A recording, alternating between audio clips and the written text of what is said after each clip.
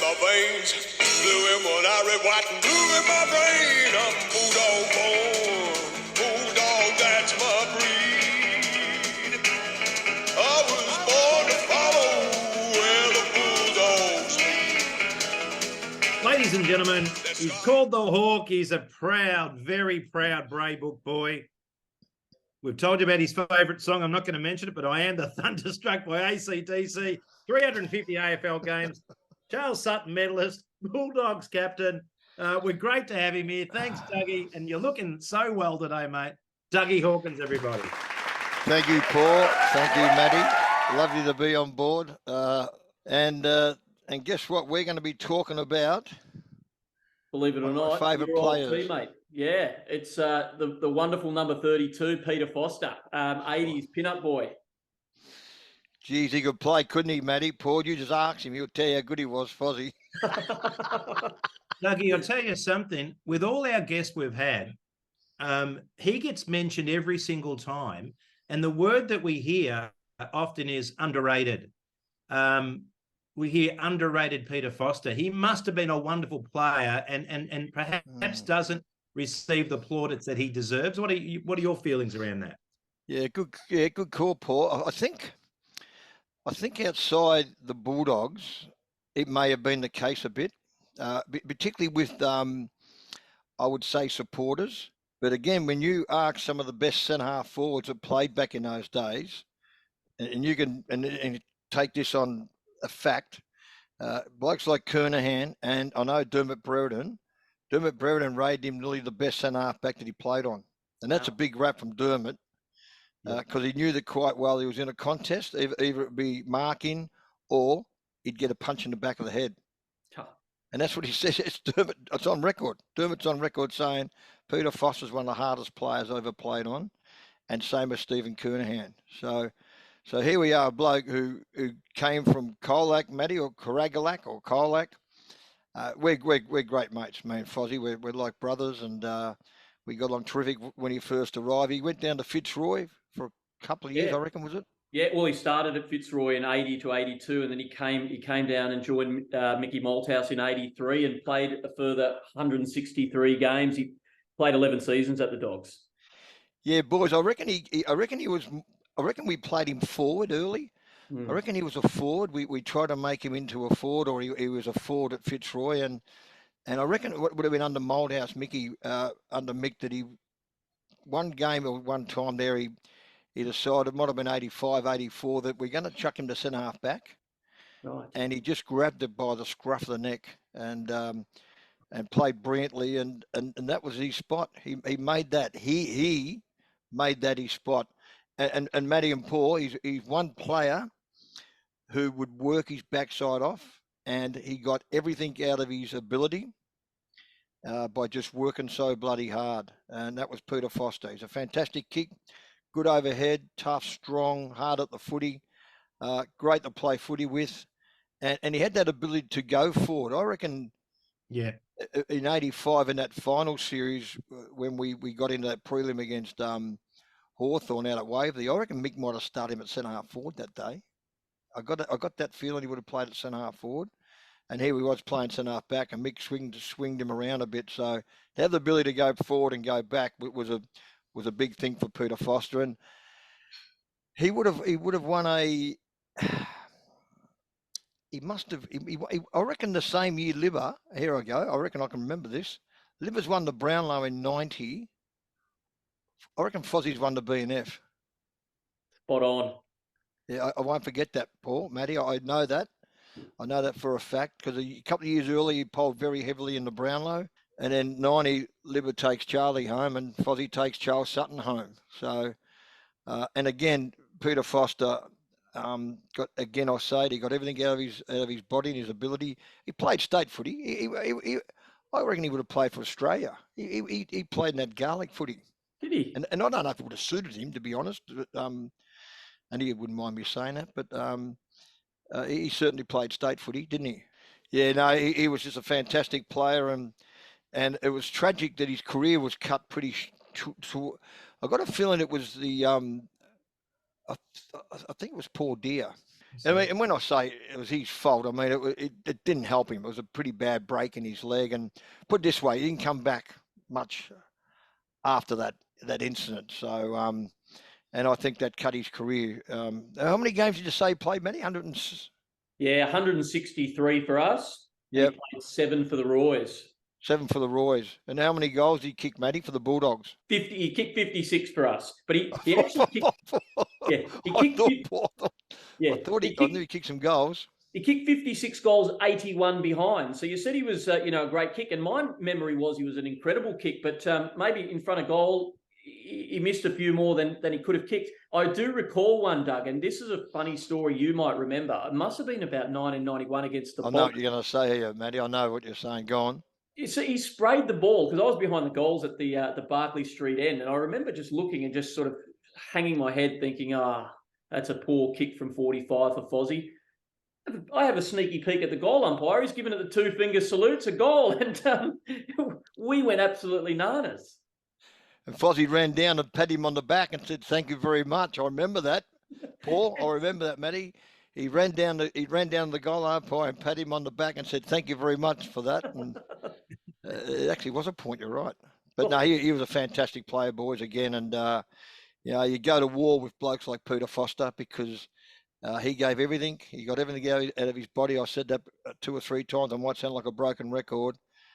He was just a bloke that you loved playing footy with. And again, you ask some of the great centre forwards in Brereton and Kernahan types, huge respect for Peter Foster. For me, again, boys, one of our great players and got everything out of his body. I loved him and a fantastic bloke. Yeah. Was he a big bloke? What was his frame like? Was he he looked like he was a beautiful looking footballer. I do remember him playing forward a little bit, but I remember him just having sublime skills for a big man. Yeah, 6'3", Paul. He had good kicking skills and good overhead. Yeah. Below his knees, he was pretty good as well. He was a big unit.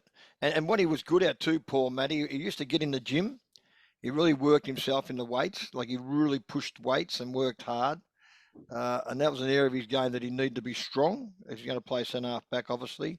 And his weight work and that sort of stuff was real good. Was real good. Yeah, awesome. Well, I think he's throwing his weight around at our front doorstep. Doug, I can hear him tapping. Send my love to Fozzie, Matty, Paul. Send my love to Foz. Stay safe, Doug. Go on, you boys. Hi, folks. Welcome to Inside the Kennel podcast.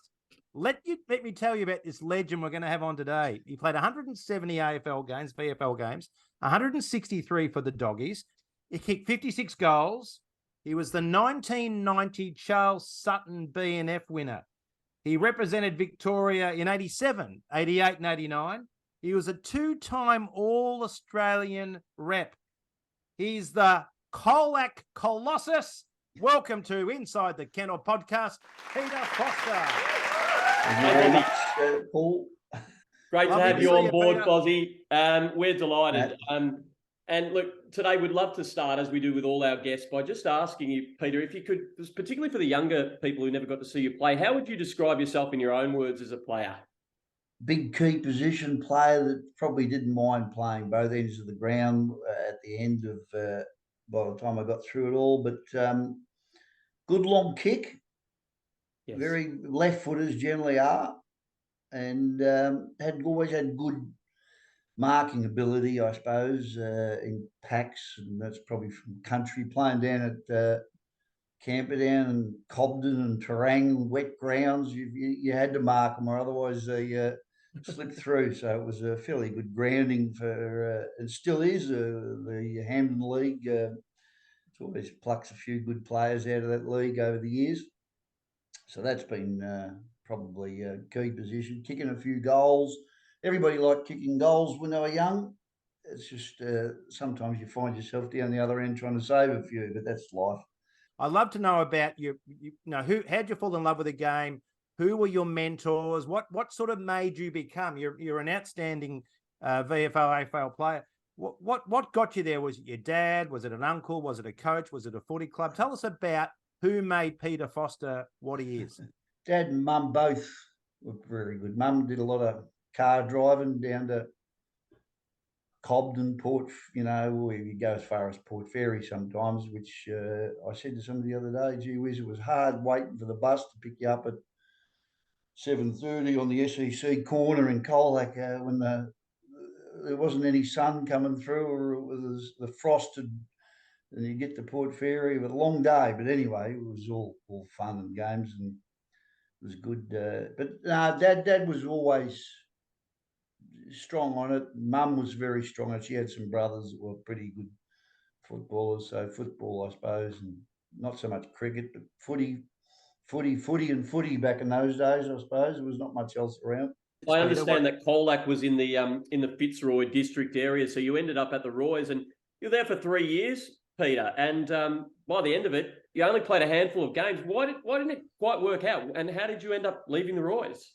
I didn't actually play with Colac. I played with a club called Cragulac. The Cragulac were in the Hampden League, and they ended up joining forces with Colac, and Cragulac were the Hawthorn colours. Colac was the Tigers colours, and the year I came down to Fitzroy, they joined straight away, and they won a premiership under Stephen Theodore with my brother playing, and you sort of missed out and won, but I suppose you were happy to get a berth at the Junction Oval. I went there, and as a skinny kid, walked into the gymnasium and saw Mickey Conlon and those guys and thought, holy moly, what the hell am I doing here?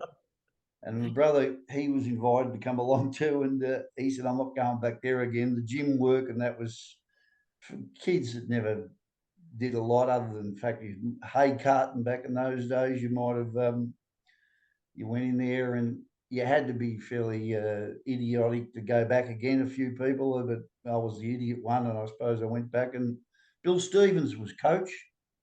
Bill's no longer with us. Bill was a great mentor of coaching, and his voice was scary. And he gave me a game. First year I was there, so that wasn't too bad when I think back to it. I mean, he didn't have to. We had some guys. We had Len Thompson. There you go. Yes. Playing over at Fitzroy then, and Wolsey was there, I think, as a player for a year or so. And then Mickey Conlon and all those, Gary Wilson. We had the stars, and then one day at South Melbourne, I'm on the wing. I think Bill yelled out from the box back in those days, said, have you ever played on the wing? And a bloke elbowed me and just said, yes, say yes. Never been on the wing of my life, but anyway, I got out there and ran around. But Bill came up to me after the game, and I remember it forever. He said to me, how'd you like that? And I said to him, look, as an experience, as a kid, really, 19 years old, I thought, my God, it's a pretty big time. And it was nice to have your photo in the back page of the Sun back in those days. Then Wolsey took over, Robert Walls. Wolsey was a hard man. Paul Roos and guys like that were coming through from Templestone. A lot of I break into a sweat when I drive past there sometimes, though, because Wolsey had us doing some drills there that were just unhuman. Peter, I heard a story. A friend of mine who got coached by Walls when he was at Tigers Land. He said he asked all the players, and he must have been happy with the way they were playing or training. He asked them to put all their hands on the ground, so they all kneeled down, and then he proceeded to walk over their hands in his footy boots. That's a true story. So what you're saying is very true. Wolsey had a different. He liked footy mad type thing. You got to just your whole life's got to be from footy day one. Wolsey sacked me, and he's still to this day. We get on very well. He reckons he did the best thing I could ever do to a person, and sacked me. And Peter, my researcher tells me that you were invited down to Footscray for a reserves game, and you managed to kick a lazy 10 goals. Now, were you approached by other clubs when you did that feat? Did other clubs start ringing you, or did Bulldogs jump all over you really quickly and sign you up? No, I had a few clubs call. Hawthorn, who I barracked for all my life, but I thought I've got to go somewhere. I had Dennis Committee fly over and want me to get over the sunshine of Perth. Oh. And I thought about that for a few minutes, and I thought, gee whiz, hopefully, I'd like to give it another go because I think I can break in. Fitzroy were going pretty well. We're on the way up too with Roosie and Purdy and Osborns and those guys. They were a good crop coming through, and they eventually, I think they made the final. So the Bulldogs said, come out. I think it was Shane O'Sullivan there at the time. He just said, come out for a run, and it was at the Western Oval. And firstly, I thought, gee whiz, this is a funny old ground, isn't it? Anyway, I managed to kick 10 goals, whatever it was. But I think they 6'3", and I was pretty young and raw. I think, if we can get him for nothing, we'll go along with that. So, bang, I thought, bugger it, Footscray's the place. We'll go there and see how we go. The 1983 season, I guess, would have been an incredible time to sort of start carving your teeth down at the Dogs because there was a huge list turnover at that point. I think Choco Royal joined. There was a host of players. In fact, round one of 1983, I think there were possibly 10 players who wore the colours for the first time. So, how was it, when you first arrived, and how did you go in your early campaigns, Foz? When I first arrived, Bluey Hampshire was the coach, I think. Bluey was a great fellow. He's no longer with us, and just a man's man. And he did have some new players. He stuck with a lot of the guys, but there was Choco. I think Stevie Wallace would have been about the same time. Yep, that's right. There was guys playing still like Bill Berries and those guys, that were sort of good old young. He was the same age as me, Robert Gruner-Wagons and those guys, But I got a game or two. I didn't get many. After the first year at the Bulldogs, I thought, oh, look out, I might go and ring that tennis committee up again and see if there's an offer on the table. But come summertime, over 83, 84, it might have been, of course, off we went with another bloke called Michael Moldhouse. How did his coaching elevate the club, in his first year? So you talk about your previous coaches, but what did he do that was so distinctive? Because we hear his name always being brought up by the great champs that we interview. Mick came in, and one of those hot summer nights. Anyway, Mick more or less told us all there was probably only two guys he knew of, and that was one, Doug Hawkins. Doug was a up and coming future star of the game and ended up getting there. Beezer was the other one. Beezer stood out, obviously. The rest of us, he said, you're going to have to earn your way here. And so Mick more or less said, you're all on the level. If you get a game, I'll play you if you're putting your hand up. And Mick came in as mark me if I'm wrong, 33 years of age, 34. Yeah. He was just out of Richmond, wasn't he? Just out of Richmond, playing in the seconds, yeah. So I was playing one day in the seconds at the Western Oval against Mick. Wow. And I may have told him a few things coming off the ground at half time. And all I was doing was hoping like hell he'd never remember those words. Mick changed our ways of thinking. Training was a fair bit harder than what it previously been. Back up to probably what Wolsey was used to, and it was pretty intense and physically intense. I didn't get a game until halfway through the year. About 8 weeks in, I think 7 weeks, I think. And he tapped me on the shoulder one night. I think we might have got beaten by Melbourne by a fair whack. And he said, you're in next week. And that was a Saturday night. I was planning to having a lot of beer that night. Hey, Peter, tell us about the 85 season. It's one that's long remembered by the Bulldogs as the best chance in decades to win a flag. What were some of the standout memories during that incredible year with a great list and a great coach? 85, yeah. Look, Andrew Pearce was in the ruck. Beezer was at full forward, kicked 100. Leslie Bamlett may have kicked about 40. 51, Peter. How many? 51. So you had Beezer kicking 100 and whatever it was. 105, bloke in a pocket. Give me that every day of the week, Matt. Oh, incredible. It is incredible when you think about it. That means every time the ball went down there, you're always a chance. Yeah. If one didn't mark it, and Beezer was, to Beezer's credit, never really misses and could kick it a long way. Les, jeepers creepers, he just had magic. He couldn't run distance. Yep. If it was just in his vicinity, he'd weave left, right, and around over the shoulder, and bang, goal. And it was just a combination. But we had Phil Malin, I think, that 85. Yeah. Brad Hardy, Brownlow medal. Brad knew that he was going to be good and knew how, and just never let you down. I can still watch from behind when he was bouncing the ball down the wing and weave one way, the other bloke would go the other way, and I'd be just saying, "You beauty, keep going, Brad, kick us a goal." And a lot of times, gee, I'd hate to see, he would have kicked a few goals. Jimmy Edmund on a half forward flank. Wow.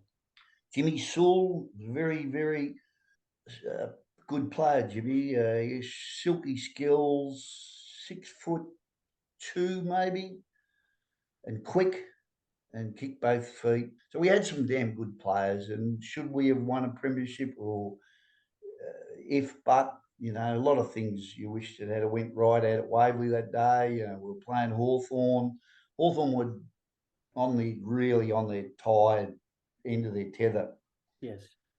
We, we're pretty good against Essendon that year. I think we might have won 2 games against them. We smashed them at the Western Oval, didn't we? In front of a packed crowd that day, and Yeah. it was one heck of a game. And that was the day I remember, as a 10-year-old, just believing this could be our year. Peter, as well, that year was just such a breakout year for you personally. I remember the first 3 or 4 games of that season. You were flying, and you embedded yourself as at centre half back, and then you got an injury. I think must have been round 4 or 5 that sidelined you. Was that a jaw? Broken jaw. Broke jaw. Was going like a beauty against Melbourne. I had about 5 marks, and I was getting kick after kick. And then I went for a ball, and Brian Wilson is the Brownlow medalist from Melbourne. Right. Used to play with the Bulldog. He came out pretty much from full forward line, and I went back, and next thing you know, bang, and I got up, and I thought, gee whiz, I think I've lost a couple of teeth here, and just a bit of blood in the mouth. I thought, that's all right. I'm going too well to be going anywhere. So I went to handball it, but I was a bit wobbly. And then Big Ben, who's no longer Ben Bradley, was a great person, a great love that sadly passed away a few years ago. Come out with a wet towel and decided to push my jaw one way and push the other. And I said, "Jeepers, Ben." I might have said a few other words too, but I went off, and I had my jaw wired up for about 4 weeks. People thought that was pretty good. No more talk. Huh. Mick made sure to put me through the ringer in kicking the ball that damn hard again to you that if it went through your hands, it was going to break your jaw, but it didn't. Yeah, and I was playing after 4 weeks straight into the seniors, and off we went again. So I went back and played straight away 4 weeks, and then we managed to finish first or second. I'm not sure where we finished, but managed to get beaten by the Hawks in our first final. Yes. Then got back, and Mr. Hawkins was dominating the wing on those particular occasions. Bees had kicked 100 MCG against North. Foster was playing on Ross Glendenning. I don't know how the hell some of the names you sort of I've played on over the years. I think Ross was a Bernie Quinlan Group 1 horse. Ross was a magnificent athlete. That day we got up against North, and then back to the Hawks again out at Waverley. Oh, so tell us about that Waverley game. You alluded to it earlier. We fell by 10 points against them that day, and Dougie swears black and blue we would have beaten the Bombers had we've gotten through. Ricky Kennedy as well, still headbutting his fridge at home, remembering that. How did you see it, and what could have we done differently, Fozzie, to have gotten across the line against the Hawks? Well, there's one thing we couldn't have done differently. The score was the score at the end. Right. Funny enough, after centre, you think about this, Matty, I was playing centre half back all year. Yes. But I could play centre half forward, and, if needed be at some stage. Neil Pert. Neil was from Richmond. Yep. Mick got him in for a reason. I'm sure it was to put a bit of pressure on those big blokes at Essendon. Right. The Roger Merritts of this world, and they had some big heavyweights over there, and Neil gave him a serve or two. He never looked took a backward step, Neil. In fact, for some brutal things I've seen over the years back in those days. But Gels Park is a park out at Waverley where we meet before a game, have a meeting. I walked into the Prim final meeting and I saw my name at centre half forward, and I thought, holy hell, Mick, you've thrown me a curveball here. Because normally I was on Dermot Barrett and Right. most of the time, but I was centre half forward against a bloke called Lester Smith, I think his name was Lester Smith. Rod Lester Smith, yeah. I didn't look. I started off okay. Big ground, as you would imagine. Did you ever go out there, Matty? There you go. You would have been too young. I was out there. Don't worry about that, Fozzie. No, you wouldn't have been. It's too cold. You wouldn't have gone out to those sort of places. Nice wet ground. Gee, you knew you played a game of footy when you finished out at Waverley. I'll tell you.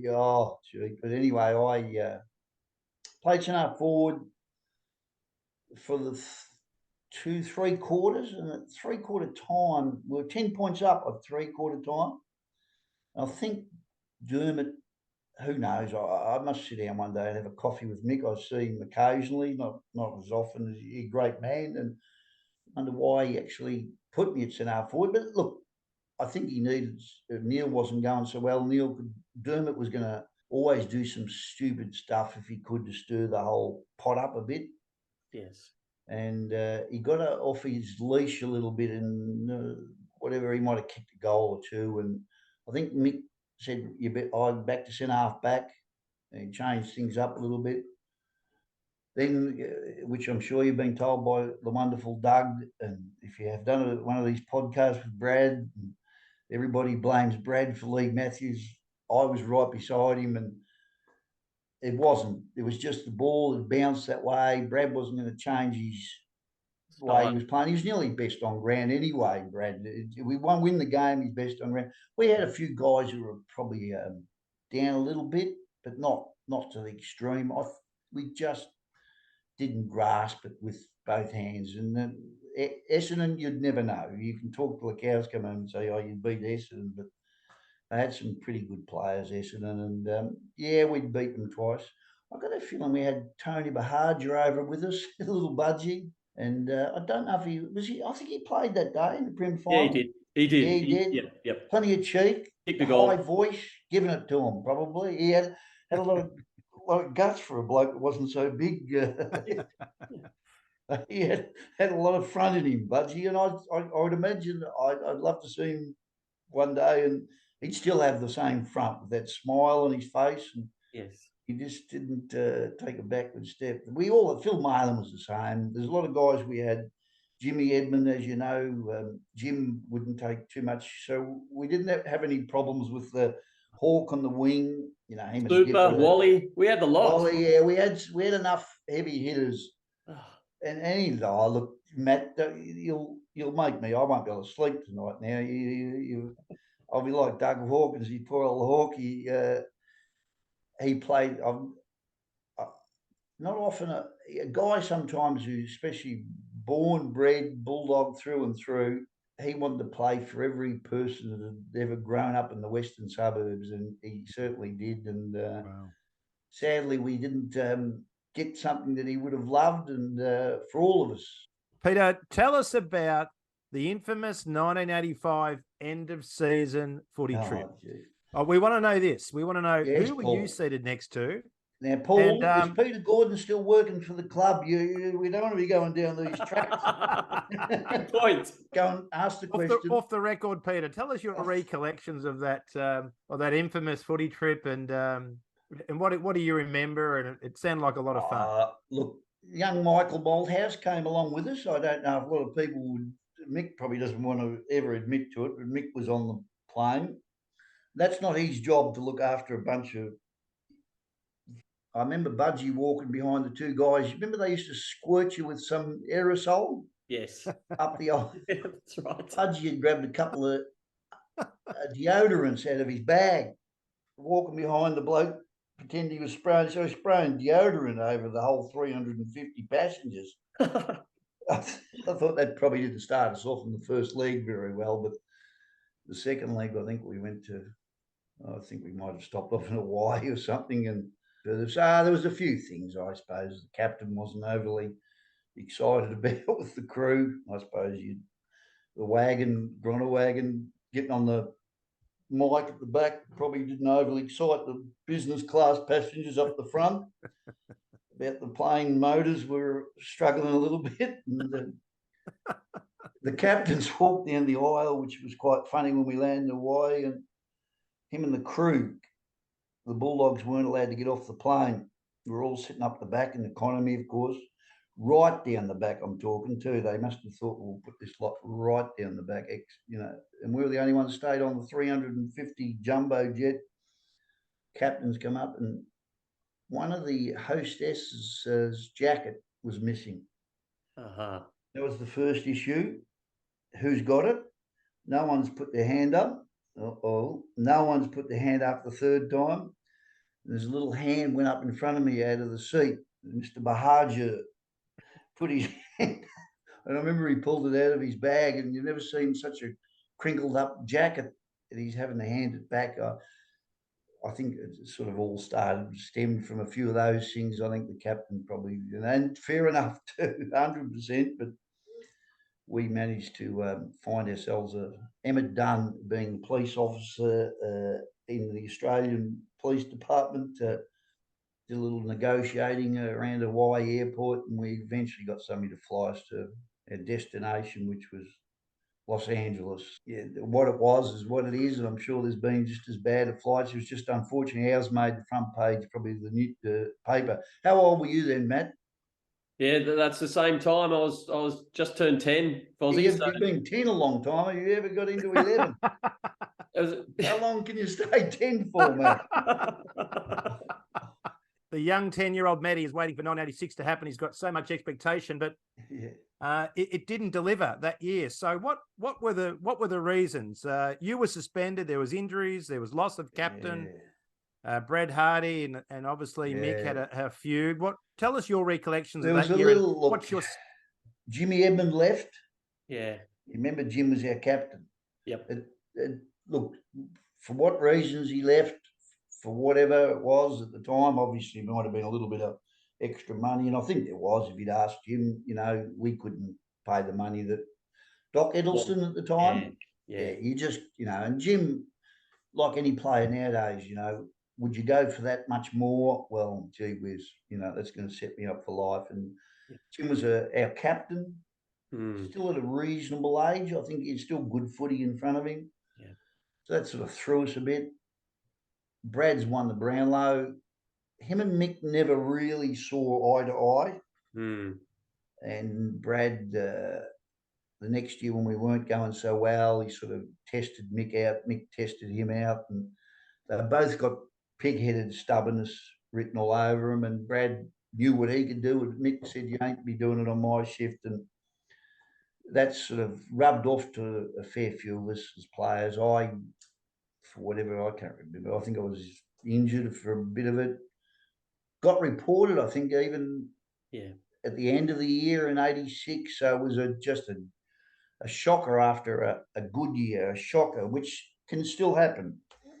'87 comes around, you'd hope to go to pre-season, and we might have picked up a couple of players, and we knew that we had to pull our socks up. Mick made sure of that, and we got back into it in '87 for a reasonable year, and a good year for me in '87. So you took 141 marks, which was your equal highest in your career that year, Fozzie. It was an incredible year. I remember. I think I was 10 that year, and you had a fantastic season. And what happens here, Matty? You normally go from '86 to '87. You normally go up a year, but anyway, that's the Benjamin Button effect. So yeah, good on you, mate. That's good.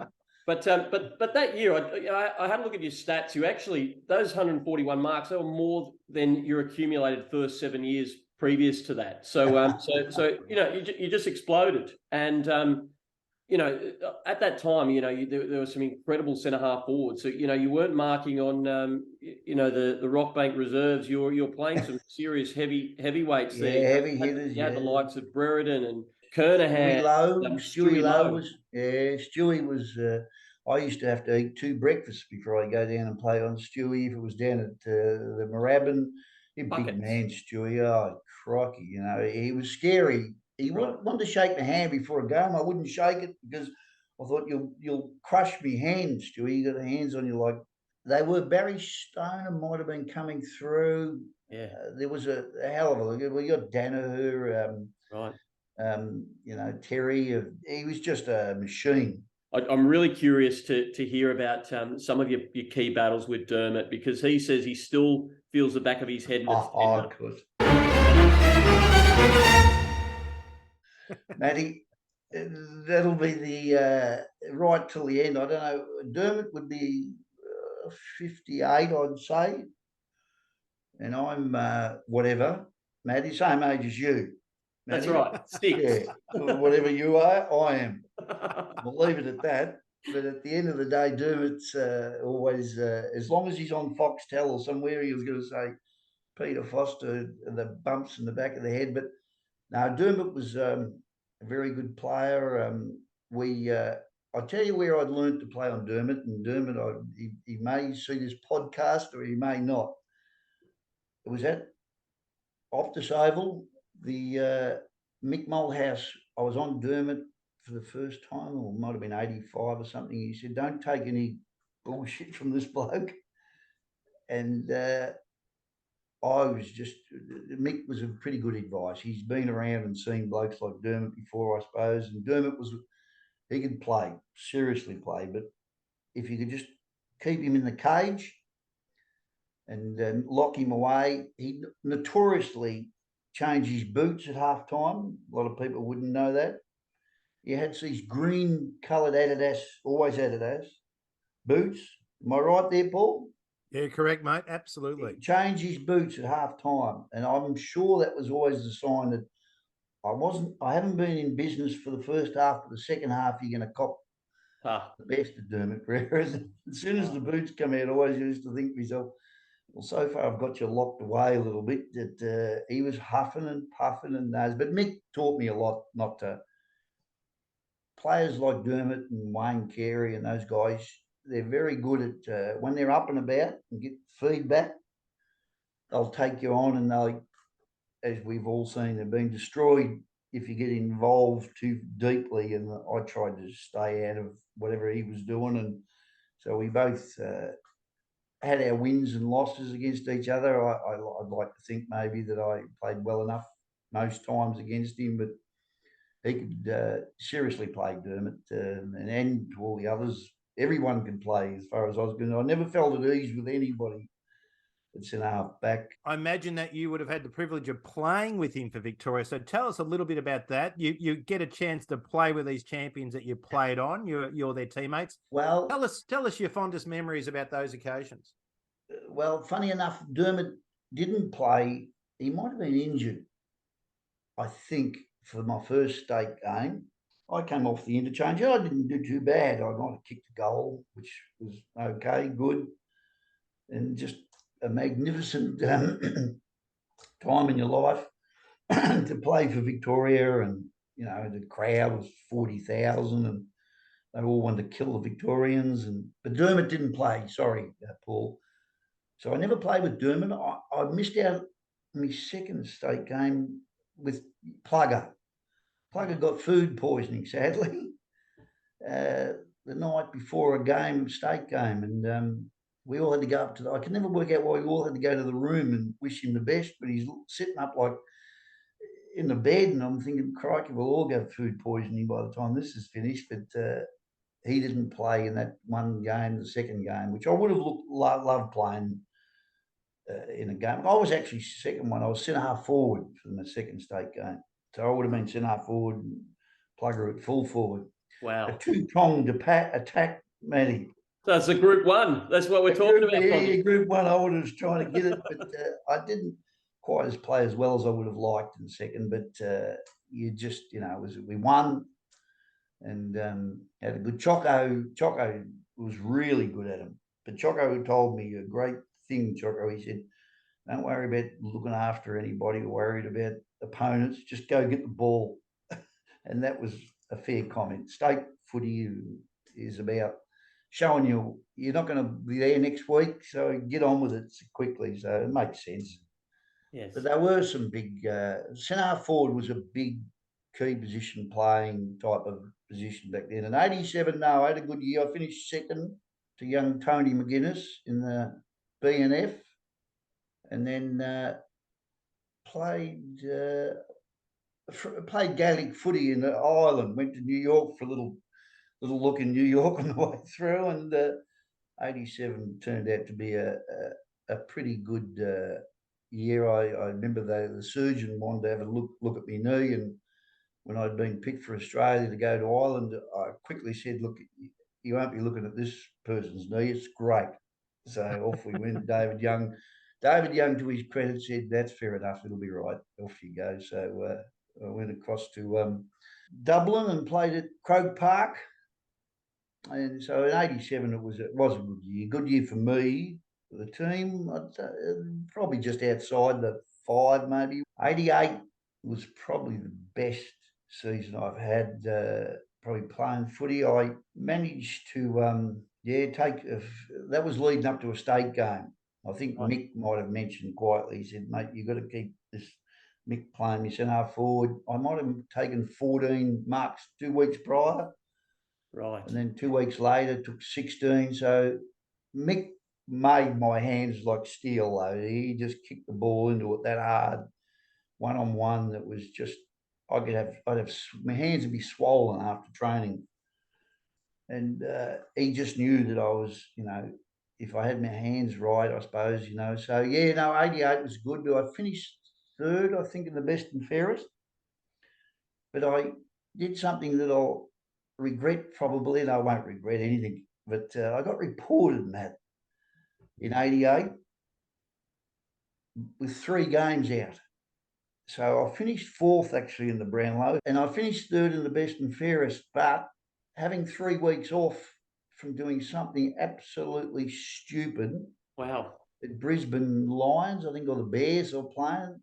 I think I got 3 weeks. It was just, what did it cost me?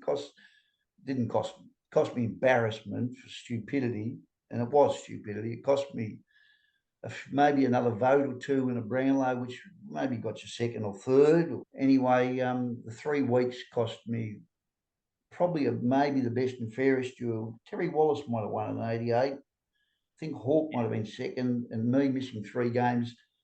I didn't think of it then, but I'll sometimes get mentioned or have a little look on a computer, Matt, and think, gee whiz, what only? But it cost me $9,000 in fine. Wow. My wife still brings it up occasionally. And that $9,000 in '88, Matt, can you work it out by the time this is finished? What would it be worth now? I can buy a couple of new cars. Peter, in '89, the club almost imploded. Yeah. What are your memories of the fight back? And what were your feelings about the prospect of merging with your old club, Fitzroy? Just talk us through that. Yeah, I remember coming over Mount Mistake and coming back for that rally on Sunday morning, and the joint was as large a crowd there as I'd seen on Saturday sometimes, because they were on the ground and all over, and you felt that day, I think there was something building up. The Fitzroy thing, I've still got the document. I don't know why the Fitzroy Bulldogs, it was heavily weighted, I think, with the Fitzroy side of things, and the Bulldogs were sort of pushed back a bit. So that sort of, after leaving Colac and Craigielac combined, I felt that, in Craigielac, the name, the Hawthorn colours, being a bit left back. And I think the Bulldogs to that day, probably, thank God, they kept themselves alive. And with a bloke called Mr. P. Gordon, who'll be looking at this podcast and seeing if there's any issues we've got between the 3 of us. We hope. Mr. P. Gordon, a young man at the time, took it on, and he managed to get a lot of things happening. And as you know, rallies and money, and went to a company called ICI. They got on board, and off we went. We were saved, basically. I think ICI was a big hit back then. You wouldn't get many businesses of the world known business at the time, and had a fair bit of skin out at the western side of town, and Peter got him on board, and it generated a lot of interest. We were lucky enough to survive, and the story began, and off we went. And Mr. T. Wheeler came in and said, "I'll do that job." So we got back into it, and we started to be a bit better. The force, we might have had Scotty Wine coming in. Libber was coming in. Well, Lib got his chance there. Mick was never going to give him a chance, but Wheels loved just that determination, and young Tony just said, right, he like a dog at a bone, and once he took it on, that was like his son does now. He just no stopping their determination. Libbo. Tell us about that year. So Terry Wheeler, tell us about his blueprint. Tell us about his style of coaching. You won the Charles Sutton Medal in that 90. year, so it was a great year for you. So tell us, walk us through a bit of that year and a bit more about Terry Wheeler. Yeah, it was a great time. Wheels was a bit out there thinking. He thought that a few things would be good. Jump out of a plane. And I said, yeah, Matt, you think Doug Hawkins and I didn't like flying at the best of times. The plane, oh my God, with blokes like Liberatory, Foster, Hawkins, Wind, Mark Hunter. You've never seen so many scared people in your life. I'm telling you. Tough guys. Oh, look, there was Doug was, he might have been dry reaching a little bit on the way out to the plane, and we were the scaredest 7, 8, 10 blokes to go. But Wills challenged us, and that was a great thing. And obviously I played 1990, won the best and fairest, and I suppose, I'd already come second and third in it, so I suppose I felt like, well, at least I've got one out of the damn thing. The other ones I can't do much about, they're done. But Wheels was a very good coach. 5 years I spent under Wheels, and he was an out there thinker. He'd have more literature than you could poke a stick at to look at after on Mondays. Typical, I suppose people say school teacher, but Wheels read into things that they're only doing a lot of it now. Did that affect the way you played? Because I know that from our other guests, he talked about he brought in these processes and structures. Did that affect your game plan at all, the way you played your footy? The bottom line is Wheels, very smart operator for that time of coaching. He took it into another level, and you could see he wanted us in there all day, and he wanted us to teach us from start to finish about things like gymnasium work, fitness, strength. The only thing I didn't like about Wheels, he spent all his summer holidays down at Lawn, where I went there for a holiday. No escape. I didn't like the idea of him sitting on the beach when I was trying to train or going up to the Lawn footy ground trying to run a few 400s.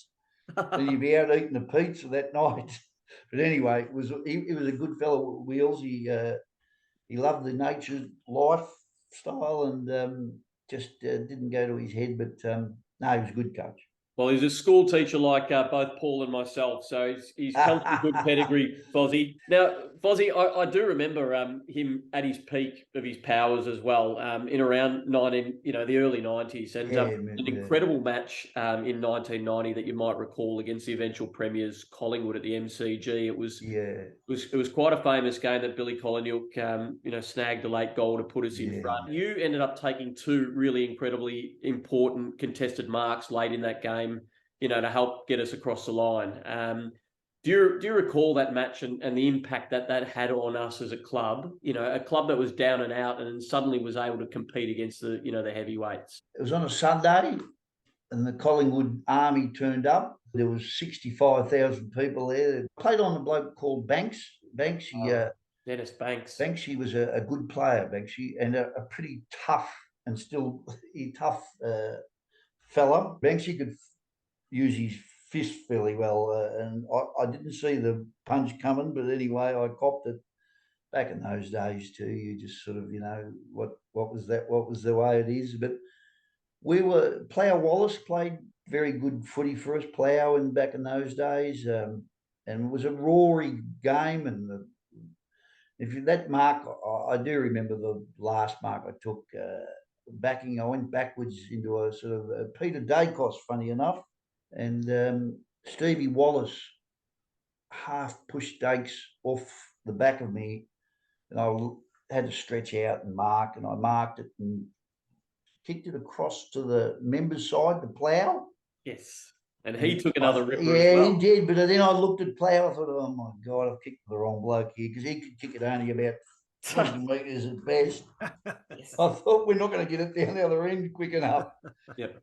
Two plough is smart, man. He went back the other way, and that's when Colin Hook marked it on Stevie Wright or Graham Wright. Graham Wright. Little Steve. Steve was a cheeky player. Yeah.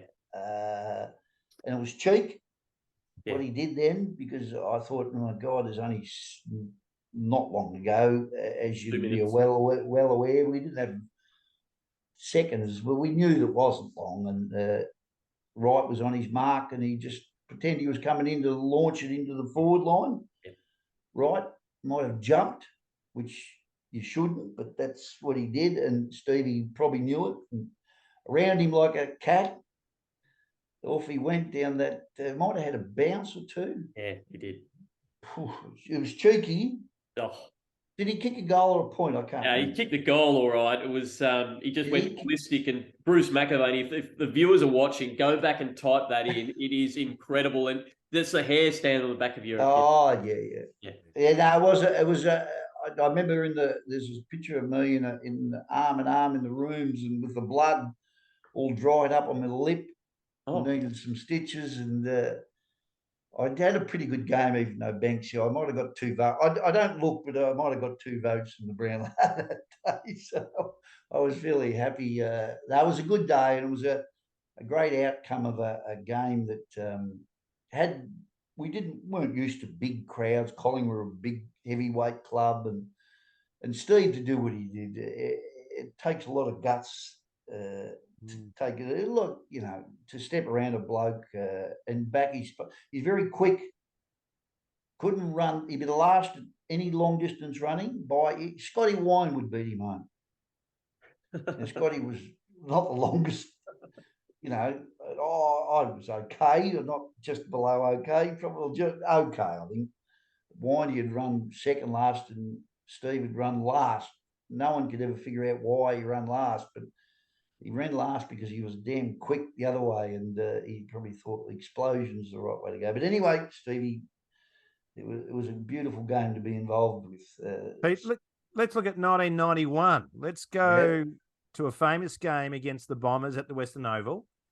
Can you tell us about the shot for goal that day? And we'd love to know, how much did you pay the umpire, Peter? Well, he doesn't umpire anymore. I can give you the tip.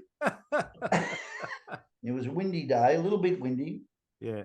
And I'd played pretty reasonable, and we were coming back at Essendon, and we were starting to really hone in on big time. And I'm 60 out on the just where we run out there, just the old Bulldogs race, and I give it to it, and it went by 1.5 meters inside the goalpost. And if you look at anything, I got my head down and just going, oh no, how couldn't I have not? My left foot should have been able to bring it back in a little bit, but the wind sort of took it out. Next thing, the roar went up and my head's turned the other way. And next thing, it's a goal. I said, you're kidding me. So I just ran 20, 30 metres down and put my hand out to shake the goal umpire's hand. Lucky he didn't accept. And while I'm trying to shake his hand, Simon Madden's going off his tree, and score stays the same. Sorry, there was no replays back then, and I got a feeling something happened even another time during the game, but Leon Cameron missed the goal at the other end, and it was also called the goal. Yeah. Another goal was it? So Essendon were just getting everything back at once. Leon, that's right. Good old Leon, and he's beautiful. He's a long kick, Leon, a beautiful kick of the football. But anyway, what it was what it was, and we won the game. Who cares? We did indeed. And look, we've moved to 1992 now as well, Foz. So, it was a fantastic year. It was probably the only other year aside from 1985 that you had an opportunity to play finals. And again, you were flying.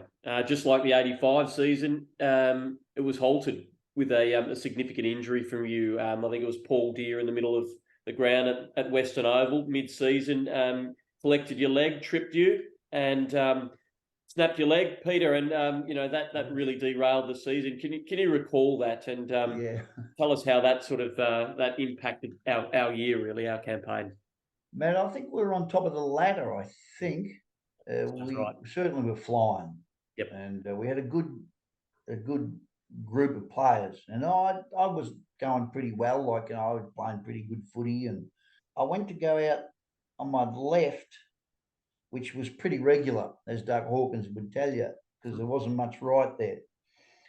And I decided, well, I'm not going to get this off, and went back into my right. I should have just diced it down the field. But when I went to go back in, Paul, who had legs on him like tree trunks, stuck the leg out, which you see sometimes. I felt something a bit strange, but everything goes through your mind in a split second. I thought to myself, we're flying. I'm going well. I'm going to get up. It was a free kick. Took me kick. Thought, you beauty. I kicked. I was still a bit sore in the calf. Kicked it down the ground, and it come back pretty quick. Right. And I thought, I better get over to this pack. I've got to punch the ball. So I ran over towards the pack, and I managed to make the pack. I went to punch, and I thought to myself, I've torn my calf muscle. And shouldn't tear calf muscles. I wasn't going that quick. But anyway, when I got to the pack, I thought I better come off. And David Young, our surgeon, still at the Bulldogs, I'm sure he is. And he took me in the rooms and just said, you've broken your leg. And I said, no, that's not right. Bit like anybody that comes off now, look at young Wally Libber the other night coming off. You don't want to know about it. No. You just don't want to know about it. Don't tell me those things. I don't want to know about it. And David, I didn't want him to tell me that you've broken your leg. David, to his credit, said if it was a grand final, I'd get you back on. Good surgeon would do that to you with something else, maybe a few injections here and there. It wasn't the main bone, tibia bone. It was a fibia bone, but it broke through, and David plated it up the next day. And I came back, and it had an infection in the plate. Once it gets inside your body, your temperature went up, and we're going to take it out. And that can happen. You still hear it happen with metal going inside your body. It caused a bit of an infection. Therefore, I went back another 10 weeks. And by then, in the MCG, in that final when we got beaten, we had blokes. Charlie Sutton came up, sat near us.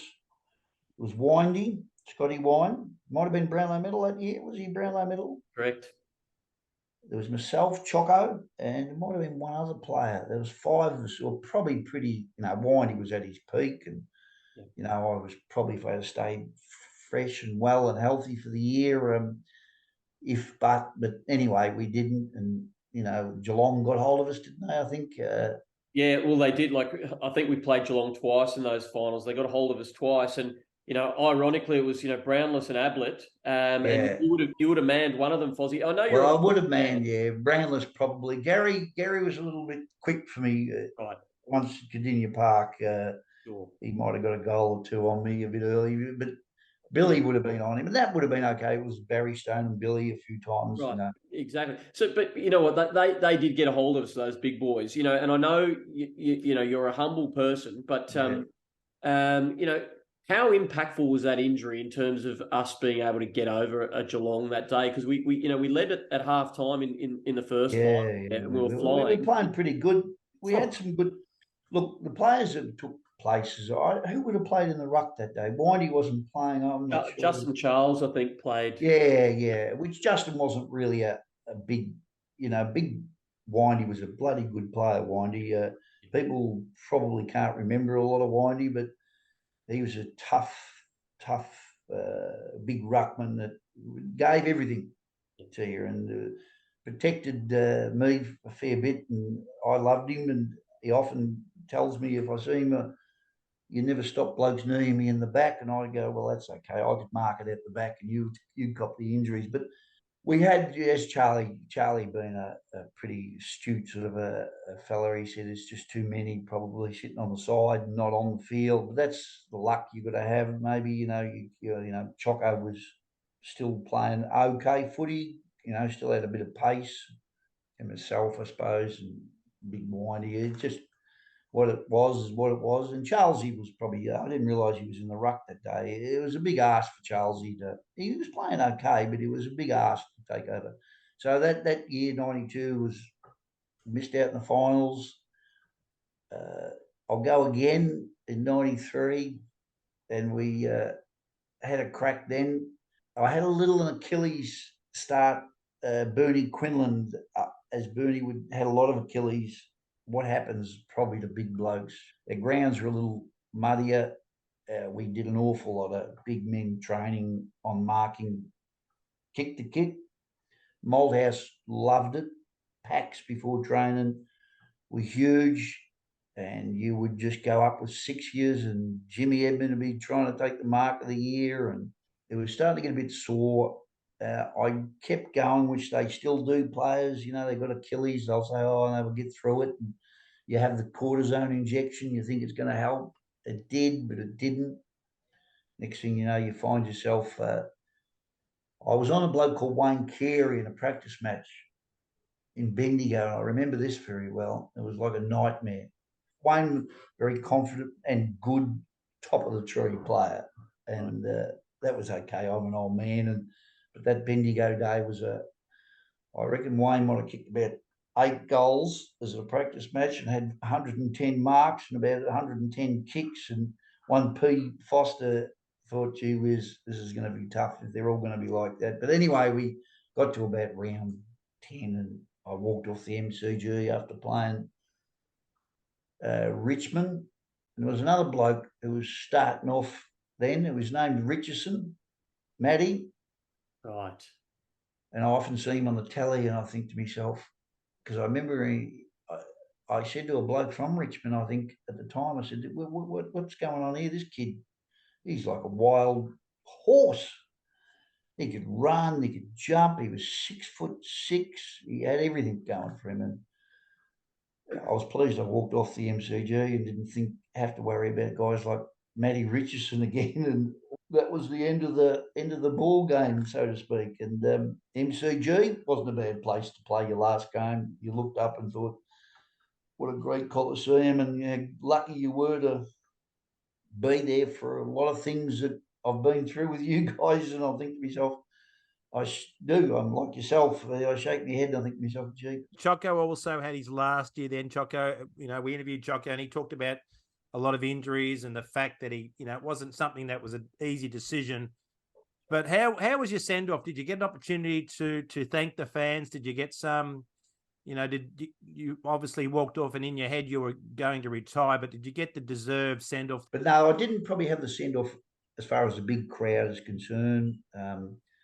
That was probably a bit to do with me. I could have said, I'll pull it. Wheels probably was letting me go to do it myself, but I just said, I'll wait till the end of the year. And what happened at the end of the year? You lose. At the end of the year, you finish your last game, and then you didn't quite have the way you would have liked. Choco did go out in front of the supporters on crutches that day, and I probably, in hindsight, think back, should have went out with him and should have retired. That was enough. You weren't going to go on at 33, 34 years of age. You're a bit pig-headed and stubborn. Maybe that was just the way it was. And as I say, I would have liked to have got a 200 effort up, maybe, because you still get invited, as blokes tell me sometimes, your 200 club gets an AFL dinner every year, and at least you can go there and meet a couple of blokes. But unfortunately, I was a bit short of it. But what will be, and the way you played most of your games, as long as it was to me with passion, and there wasn't many games I don't think I played without the passion or the having a go. Pete, who were your favourite? You look back on your career, just name a handful of players that you really admired and that you remember fondly. Gary Wilson as a young fellow. I mean, one year he nearly won the Brownlow. He took up as a swimming with a Victorian swimming club just to keep fit.